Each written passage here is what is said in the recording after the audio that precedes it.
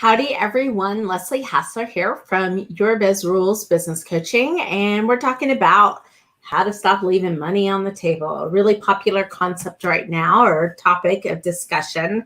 I think truly the problem is that growth, which a lot of businesses have been experiencing some pretty steady growth, good growth, growth that they have learned they can count on over time. But growth as a whole and scalability as a whole is really inefficient. And the faster you grow and the faster you scale, the more inefficient it is. Now, the thought process is that if you get enough in, then the volume will more than make up for the inefficiencies. But there's always a point in time to where you need to go back and fix the inefficiencies.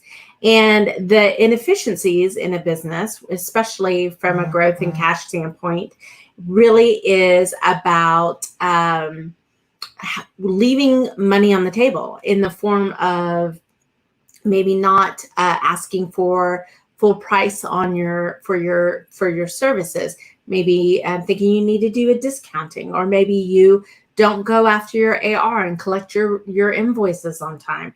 Maybe you're afraid of the ask. Maybe you don't implement cash forward strategies.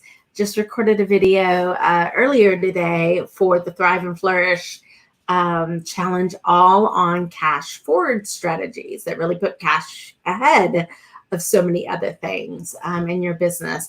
And so I think when we're going and blowing, we feel like there's enough to go that we discount or we look down on the pennies and the cents, the pennies and the nickels and the dimes, right?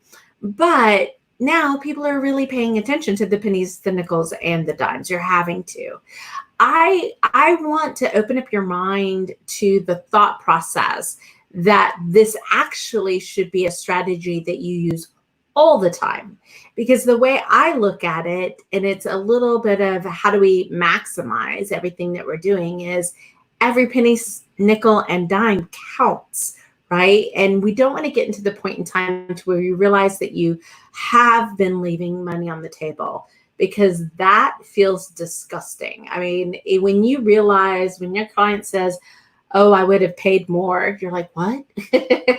When you realize that you've lost or wasted or been inefficient in the money that you've spent, I mean, all those things really just kind of make your stomach turn and really want to make you feel sick, right? And so when we look at this, we really need to understand this concept of money likes to grow and flow.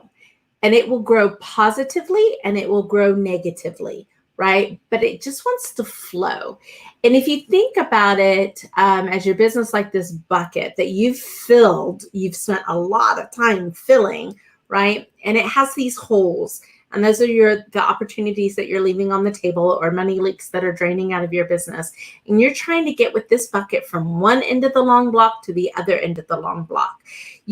I think with the first kind of phrase of how growth works, most people just hope they can run fast enough and hope that enough stays in the bucket at the end of the day.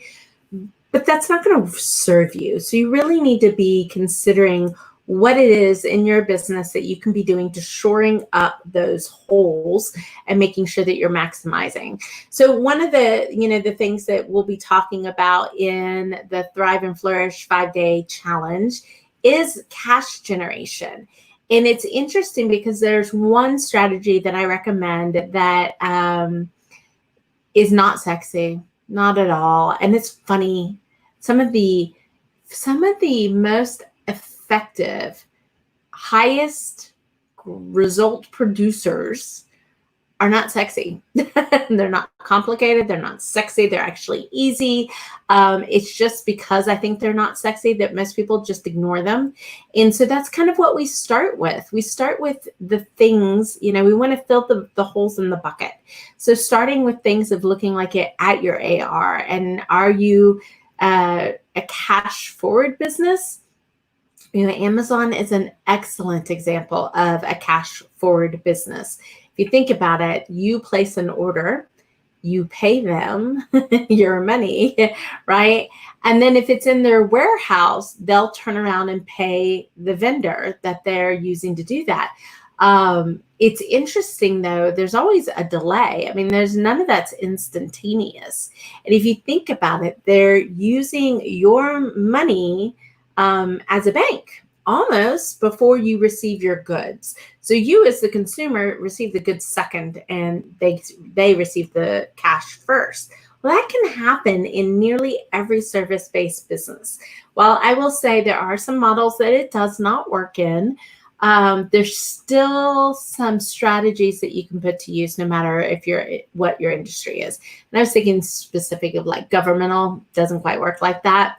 But there's some other strategies that you can do, such as getting paid to build it. You could do another strategy that we use a lot is getting paid to market. My favorite strategy in the whole world, right? But all of these are about pushing cash forward. And that's one of the ways when you can cash forward in your business, it's one of the ways how you stop leaving money on the table because you're able to get maximum value of those dollars without having to output your own money in some ways. So it's a using other people's money to grow your business. And so we've talked a lot about funding. I talked about debt earlier this week.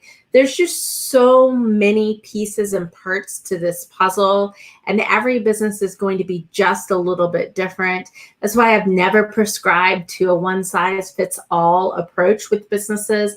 It's really about understanding what makes good business sense, where the good strategies are, what works, how to tweak, how to customize, all of those things, and have those conversations so that we are learning from each other. So I want to let you know there's only 4 days left to register for our Thrive and Flourish challenge. It's going to be 5 days, and we're talking about this stuff. We're talking about what are the strategies that you need to be putting into your business so you're not leaving money on the table. And we're talking about how do you track that? How do you manage that?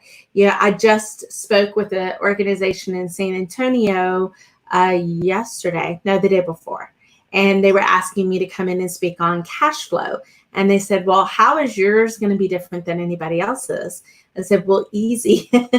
Most cash flow discussions are about breaking even, which in business means you're broke, right? Because breaking even is a zero. Said we talk about really managing your money for the long term so that you have reserves, so that you can pivot and shift, so that you're able to ebb and flow, and honestly, so that you're able to protect your businesses. The people that I'm talking to that are actually doing quite well right now, they all had cash reserves, 3 to 6 months in there. That's something we'll be talking about with the Thrive and Flourish community of how do you build that? Because it's not super easy in difficult times to build it, but it is possible with intention. So that's it for today, guys. I hope you're doing well. If you're watching this as a replay, do a hashtag replay. Give me a shout out. Let me know you're watching.